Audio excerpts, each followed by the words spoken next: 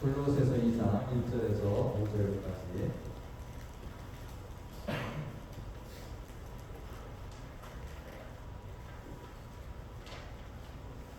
우리 앞에 있는 말씀을 보시고 함께 말씀을 읽도록 합니다. 함께 읽겠습니다.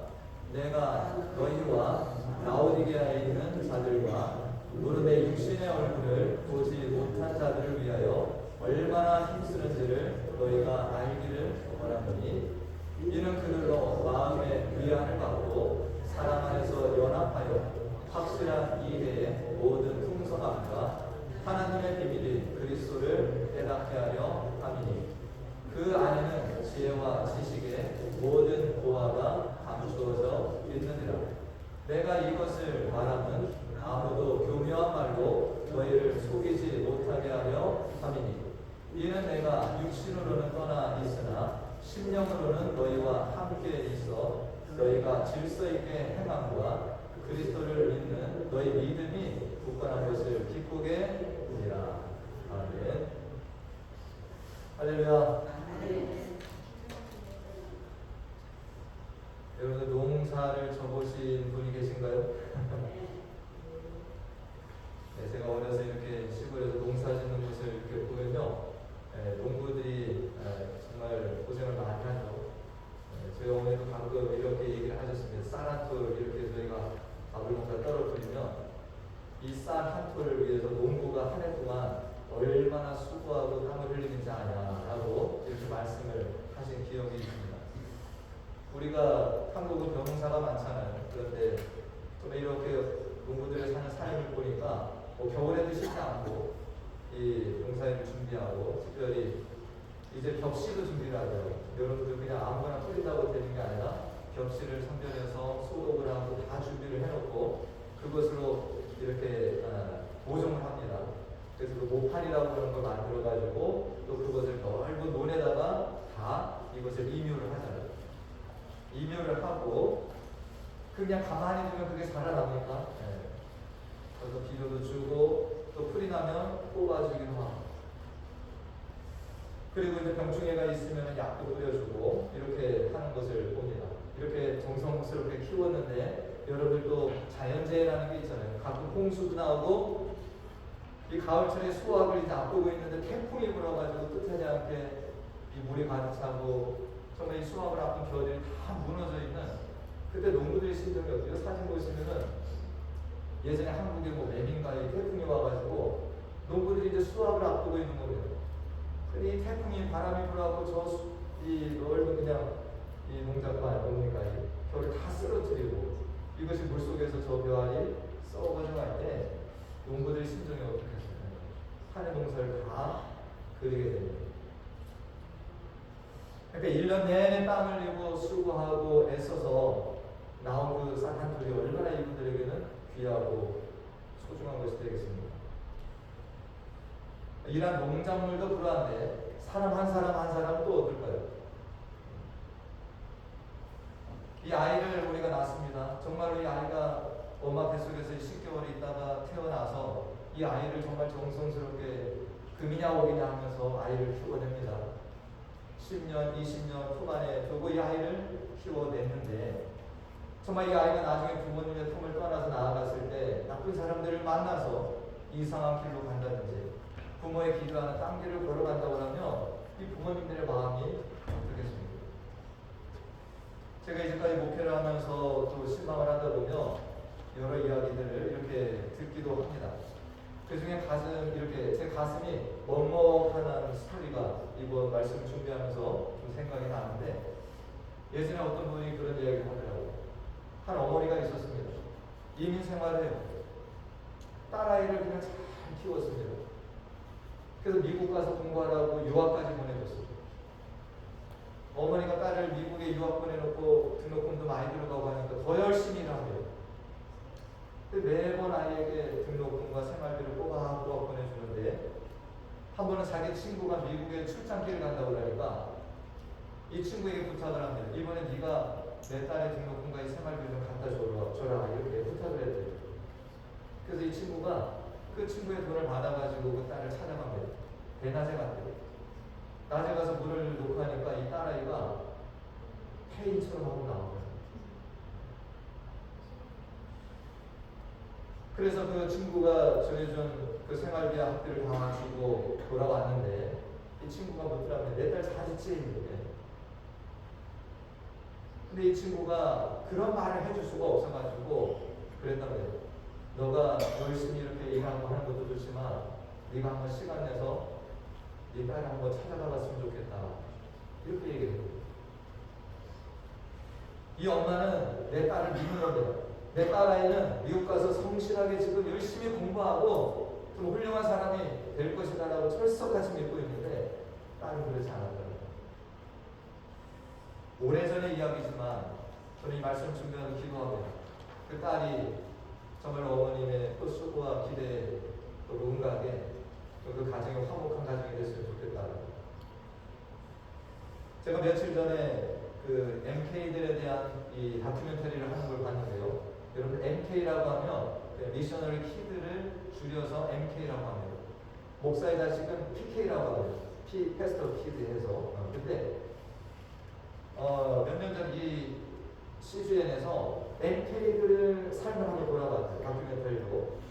그래서 MK의 고백이라고 하는 것을 10년 전에 이렇게 방영을 했는데 10년이 지나서 이 MK들은 어떤 모습으로 변해 있을까? 이것을 다시 또 다큐멘터리로 만든 겁니다. 그 아이들에게 일일이 전화를 하고 그렇게 했는데 이 당시에 이제 MK들이 뭔 고백을 하냐면 엄마 아빠 따라서 어떡합니까? 그냥 해외로 나간 거예요. 어린 나이에. 어떤 아이는 저 아프리카로 갑니다. 아프리카 오지에 다 까만 애들이 있는데 동양인은 오로지 자기 혼자예요. 애들이 사별하고 와서 그 이렇게 뜯어보고 피부 색깔이 이상하다고 조롱도 하고 어떤 아이는 그런 이야기를 하더라고요. 자기 부모 선교사가 하도 옮겨다녀서 졸업을 제대로 한 적이 없어요. 초등학교, 중학교, 고등학교를 졸업장이 하나도 없거든요. 계속 돌아다녔어요.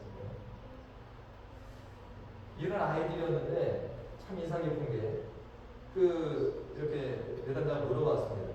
너희들 만약에 하나님 부르시면 선교사를 가느냐? 그러니까 어린 아이들이 있을 때 애들이 하나님 부르시면 가야죠. 내가 가기 싫더라도 하나님 부르시면 선교사로 가야죠라고 이렇게 대답을 하는 아이들을 봤습니다.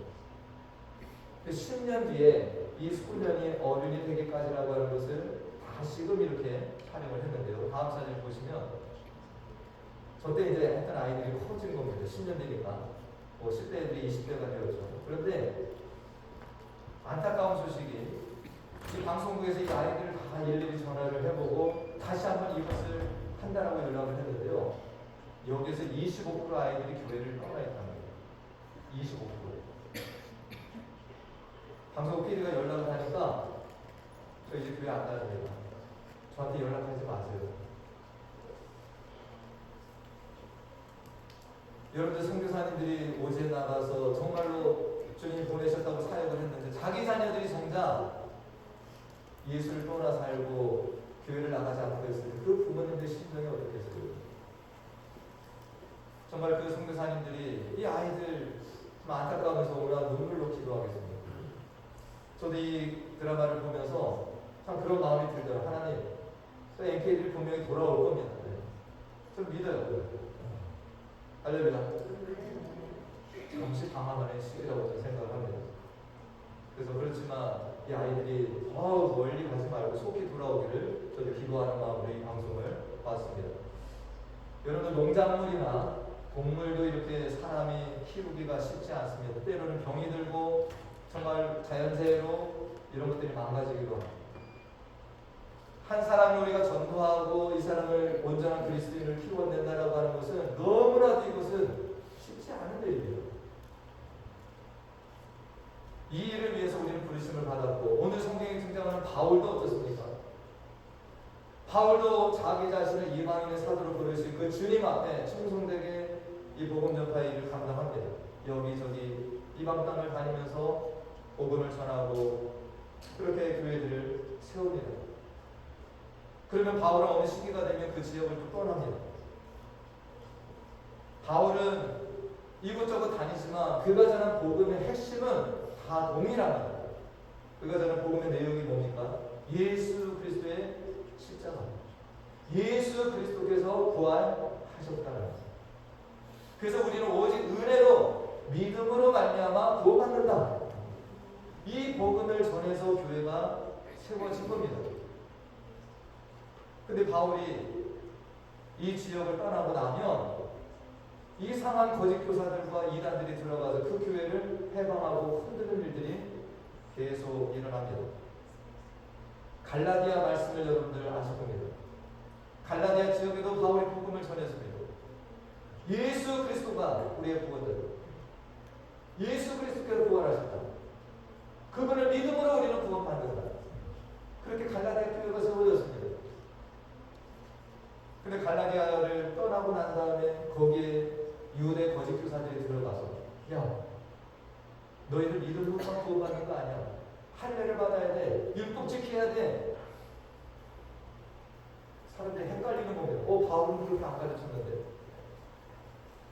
사람들이 할례를 받고 율법 지키려고 하고 그렇게 구원을 받으려고 그때에 바울은 이 갈라디아 교회 소식을 듣고 편지를 씁니다. 그게 갈라디아서예요.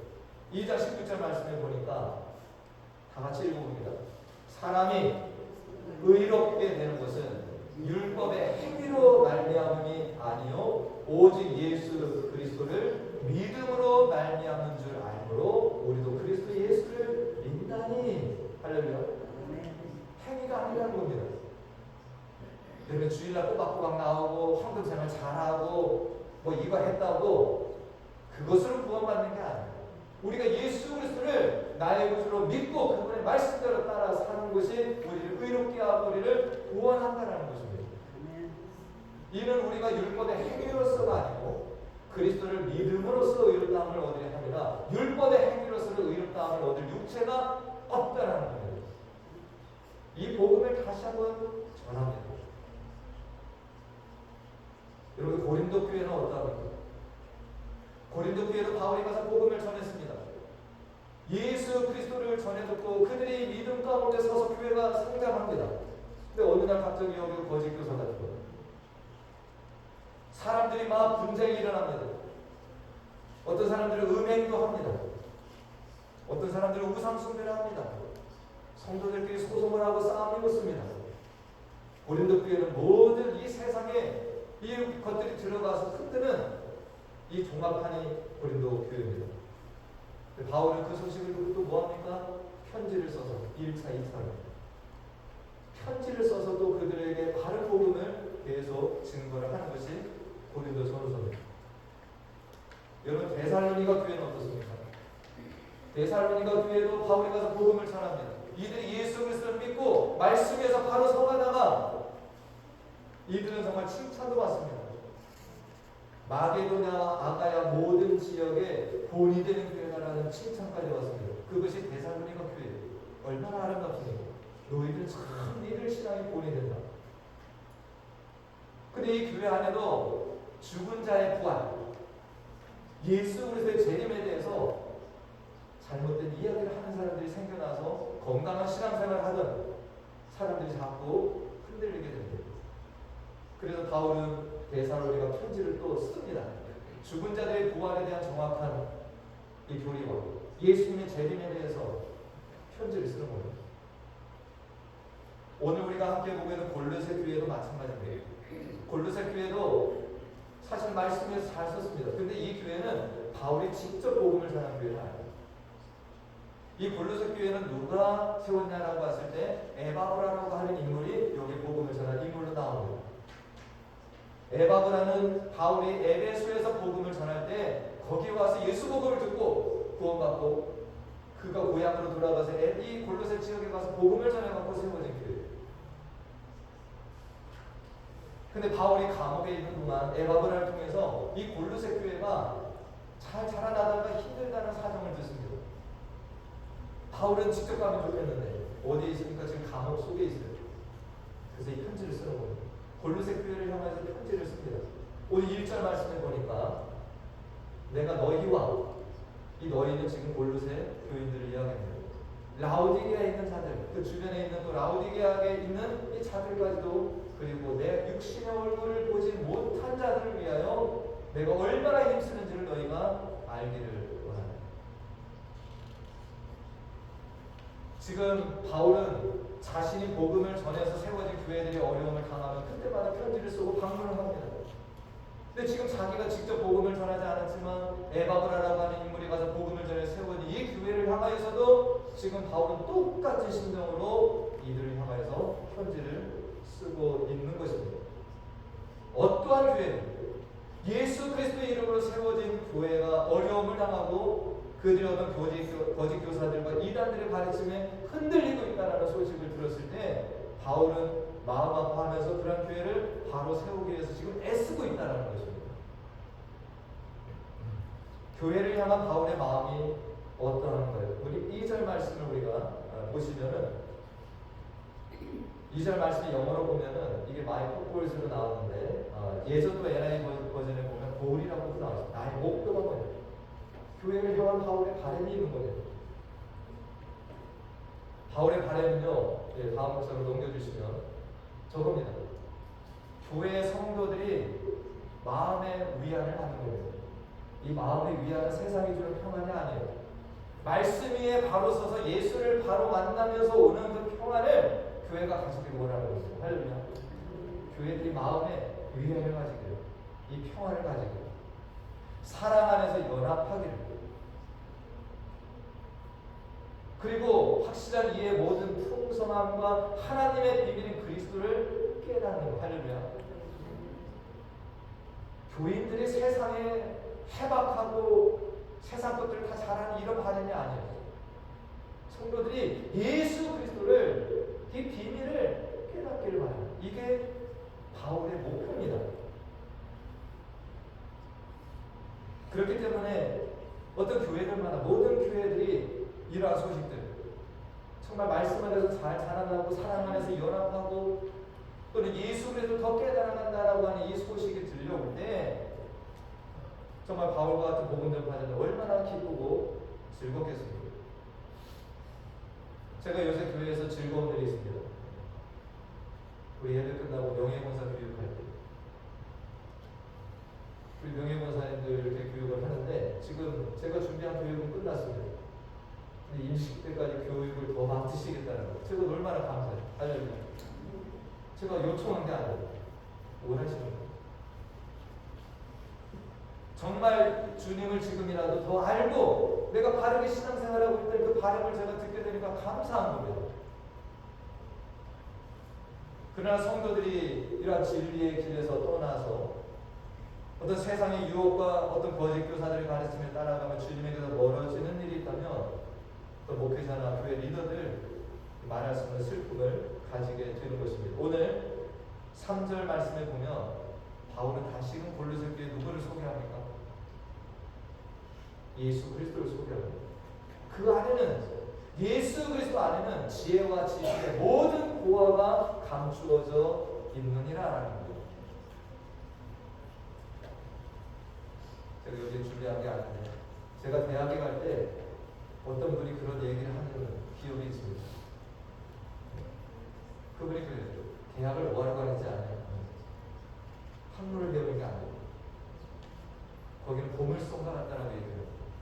너가 원하면 엄청 많은 것들을 캘 수 있는 보물성이다라고 얘기해요.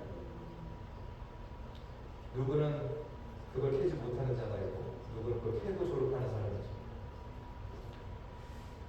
우리가 예수 그리스도 안에는 우리가 측량할 수 없는 이 지혜와 지식의 모든 보화가 담겨져 있는데 우리들이 그 예수를 모르면 세상의 것들이 자꾸 귀를 기울입니다. 세상의 어떤 철학이나 어떤 세상의 사조나 그래서 우리는 세상을 기웃거리고 자꾸 세상으로 마음을 빼앗기게 됩니다. 바울은 골로새 교인들이 정말 굳건한 신앙에서 그래서 이 믿음 안에서 계속해서 나아가는 교회가 되기를 바라고 있습니다. 오늘 4절 말씀을 보면 내가 이것을 왜 말하냐? 예수 그리스도 안에 모든 지혜와 지식이 있다는 얘기를 왜 하는가? 아무도 교묘한 말로 너희를 속이지 못하게 하려 한다는 거죠. 우리 성도들이 정말 다른 말씀과 믿음 안에 서지 못하면 언제라도 흔들리게 되는 거예요. 누구도 마찬가지예요. 여기 교묘한 말이라는 건 뭡니까? 여러분들 창세기부터 시작을 하잖아요. 이 뱀이 와가지고 아주 교묘한 말로 사람을 넘기는 겁니다. 이 교묘한 말이라는 것은 유혹하는 말이고 그럴듯하게 하는 말을 말합니다. 지금 에바브라를 통해서 복음을 들었지만 에바브라도 바울에게 들은 복음을 그대로 전했을 겁니다. 그래서 그 교회가 잘 성장을 하다가 갑자기 이상한 가르침을 행하는 이 사람들에 의해서 모든 성도는 아니에요. 즉 흔들리는 자들이 있었던 겁니다. 오늘날에도 많은 이 땅의 교회들이 이러한 것을 동일하게 겪습니다. 처음에는 예수님을 믿습니다. 말씀대로 살아갑니다. 그럼 어느 정도 이렇게 성장하다 보면 꼭 위기가 찾아옵니다. 한국교회도 지금 많은 이단들이 지금 활동하고 있잖아요. 대표적으로 여러분 신천지가 교회 안에 이렇게 위장 장애를 합니다. 그냥 일반 성도처럼 그렇게 들어와서 건강하게 자라나는 교회들 안에 들어가서 이 교회를 접수하려고 합니다. 한국교회 가면 여러분들 이 딱지가 다 붙어 있어요. 밖에 교회 이 현관문에 이게 붙여 있습니다. 이게 붙어 있는 거랑 안 붙어 있는 거랑 큰 차이가 있대요. 신천지가 들고 와서 그러니까 이걸 붙여놓고 뭐합니까? 우리는 이게 성도들이 자꾸 또 넘어가고 이 신천지에 넘어가는 그 개인뿐만 아니라 어떻습니까? 그 가정까지 무너지는 예들을 우리가 너무나도 지금 많이 보게 됩니다. 바울은 이 골로새 교회가 개인의 신앙을 지키고 나아가서 이 교회의 건강을 지키는 대안을 오늘 말씀 속에서 제시하고 있는 것입니다. 그 첫 번째는 뭡니까? 우리가 예수 그리스도 안에 있는 지혜와 지식을 우리가 깨달아가는 겁니다. 하려면 우리가 예수 그리스도를 바로 붙드는 것이 대안입니다. 그래야지 교묘한 말에 우리가 속임을 당하지 않는다. 그리고 오늘 5절 말씀이 또한 대안입니다. 오늘 5절 말씀을 보니까 이는 내가 육신으로 떠나 있으며 심령으로 너희와 함께 있는데 너희가 질서 있게 행하라. 그리스도를 믿는 너희 믿음이 굳건한 것, 이것을 지금 대안으로 제시하고 있는 것입니다. 여기 질서 있게 행함과 굳건한 것은 사실은 군대에서 쓰는 용어라고 이렇게 하고 있습니다. 군대에서 써요. 군인들이 전투를 하는데 훈련받지 않고 워치절이면 적군이 와서 쉽게 무너뜨릴 겁니다. 그러나 훈련을 받고 질서 있게 대열을 갖추고 탄탄하면 적들이 와서 쉽게 공격하지 못하게 되는 것입니다. 어떠한 균열이나 흐트러짐이 없이 군대 행렬과 같이 질서를 갖추고 있으면 이것이 교회가 건강해야 됩니다. 개인도 그 안에서 살아남는 비결이라는 것입니다. 여기에 또 뭐가 있습니까? 믿음이 굳건한 것이라는 이 굳건하다라는 표현이 있습니다. 이것은 성도들이 어떠한 경우에라도 자기의 자리와 직분을 지키고 있는 겁니다. 목사가 목사의 자리, 권사가 권사, 집사가 집사의 내가 성도로서 내 자리를 잘 지키고 있을 때 이 교회는 또 건강하게 그 신앙까지도 서게 된다는 겁니다. 내 직분을 망각하고 이탈하게 되면 마귀가 이 쉽게 공격을 해서 교회를 흔들 수가 있는 것입니다. 말씀을 맺겠습니다. 우리 주님께서 이 땅에 교회를 세우시는 분입니다. 교회는 사람이 세우는 게 아닙니다. 주님께서 이 땅에 교회의 머리가 되십니다. 이 교회의 머리는 사람이 아니에요. 예수 그리스도께서 머리가 되셔서 이 교회를 붙들고 인도하고 계십니다. 주님이 이 교회를 위해서 지금도 기도하고 계십니다. 할렐루야. 주님이 가만 계시지 않아요. 기도하고 계십니다. 여러분 교회 목회자들이 목적이 뭐라고요? 아까 우리가 봤지만 목회자들의 목적은 성도들이 건강한 신앙생활하고 주님께로 정말 날마다 나아가고 주님의 뜻대로 이 땅을 살아가다가 하늘나라로 주님 품에 안기는 것들이 됩니다. 저는 이 말씀을 맺으면서 우리 교인들 이렇게 살펴보면 스스로 교회 나오신 분들도 계실 겁니다. 그러나 어떤 분들 전도받아서 오신 분들도 계세요. 어떤 분들은 부모님의 신앙으로 인해서 모태신앙인 분들이 여기 계십니다. 여러분들을 주님께로 인도한 사람의 소망이 뭐겠습니까? 지금 이 순간에 여러분들이 한번 나를 전도하는 일이 있으면 한번 생각해보세요. 왜 나를 이 교회로 그분이 전도를 했을까? 그분의 기도는 무엇일까? 여러분들을 이 교회로 이끈 여러분들 부모님은 어떤 기대를 가지고 우리를 이 교회로 인도를 했을까? 분명한 것은 그들이 예수님을 우리가 알기를 바라고 우리가 이 땅에서 이 믿음의 경주를 잘 달려가기를 바라고 세상의 어떤 유혹이나 어떤 이런 거짓 가르침들에 흔들리지 않고 굳건하게 이 신앙의 길을 가기를 바라면서 우리를 인도하고 지금도 기도하고 있을 것이라고 생각합니다.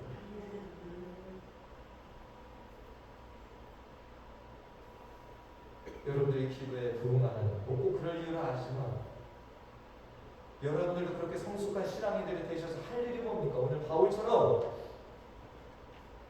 내가 얼굴도 보지 못한 자들을 위해서도 기도하고 정말 그들이 바른 신앙에 걸어갈 수 있도록 여러분들이 애쓰는 것, 이게 이제 여러분들이 성숙한 신앙인들로 할 일이 아니겠습니까?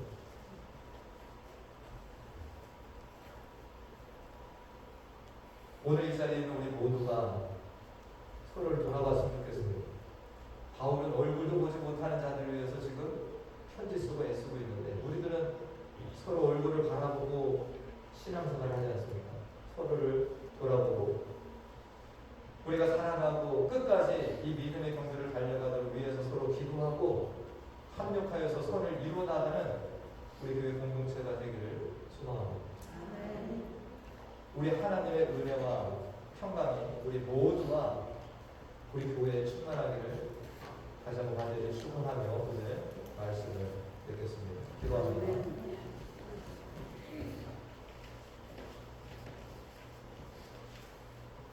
하나님, 바울은 자신이 직접 복음을 전하고 세워진 교회들을 위해서 기도하고 교회들이 문제가 있을 때는 찾아가고 또한 그 교회에 편지를 써서 권면하기도 합니다. 그런데 바울은 얼굴도 보지도 못한 교회, 그들을 위하여서도 기도에 힘쓰고 어려운 소식을 듣고 또 애써 편지를 씁니다. 그들도 어떤 거짓 가르침에 속아서 넘어지지 않고 끝까지 예수 그리스도 안에서 건강하게 자라나는 교회가 되길 바라며 애쓰고 살아갑니다. 오늘 이 말씀을 들은 우리 모두가 예수 그리스도 안에 감추인 지혜와 지식의 모든 부활을 날마다 발견하며 예수 그리스도 안에서 굳건한 믿음으로 살아가므로 세상의 어떤 유혹들도 이겨내고 하나님이 기뻐하시는 길에서는 자녀들로 살아가며 하나님께 영광 올려드리는 자녀들 다 되게 하여 주시옵소서. 예수님의 이름으로 기도하옵나이다. 아멘. 일어나셔서 함께 찬양하시고 축도로 예배를 마치겠습니다.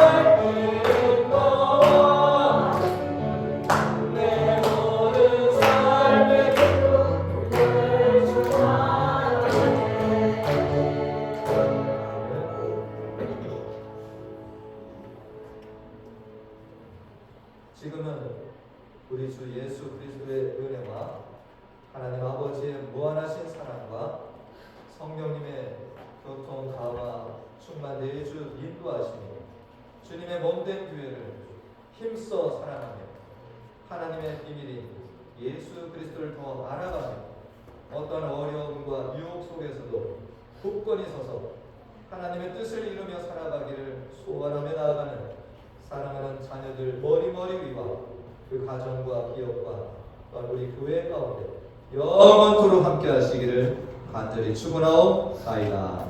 아멘.